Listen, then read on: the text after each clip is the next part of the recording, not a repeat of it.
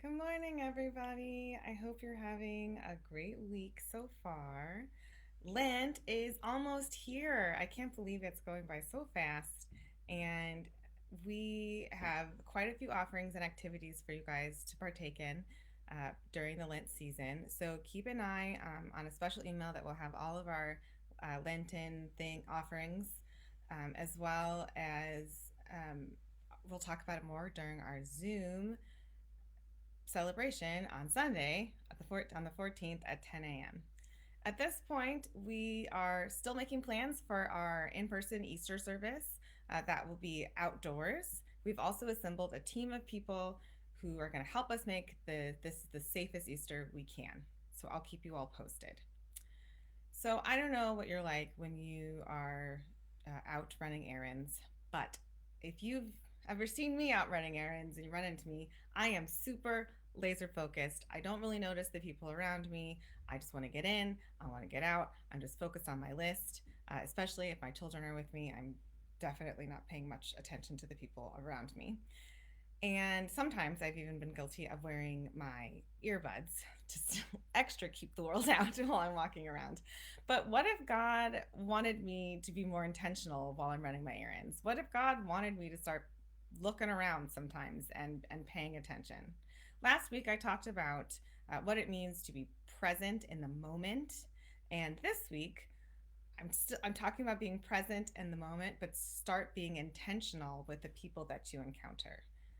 As you may know, I've been reading this book about spiritual practices, a book called An Altar in the World by Barbara Brown Taylor. For this week, she describes how we are called to love others and to be intentional with people that we encounter. She describes it this way: we are called to love our neighbor as ourselves, to encounter another human being, not as someone you can use, change, fix, help, save, enroll, convince, or control, but simply as someone who can spring you out from your bubble. God pushes us out of our comfort zones and pushes us to interact with people that maybe don't always fit into our bubble, or they don't fit in our social circle, or they're people that we don't normally notice. From the people at the bus stop that you're standing next to the Starbucks barista who's giving you your coffee. God is asking us to see the humanity in each person. God's image is imprinted on each of God's children, and if we are intentional with people as we go about our day, we are not only going to encounter these people, but we will encounter the living God. It makes me think about Matthew 25, where Jesus says, "Come, you that are blessed by my Father, inherit the kingdom prepared for you from the foundation of the world. For I was hungry, and you gave me food. I was thirsty, and you gave me something to drink. I was a stranger, and you welcomed me. I was naked, and you gave me clothing. I was sick, and you took care of me. I was in prison, and you visited me." What if we didn't see each other as one of the many in the crowd, but we really allowed ourselves to encounter each person?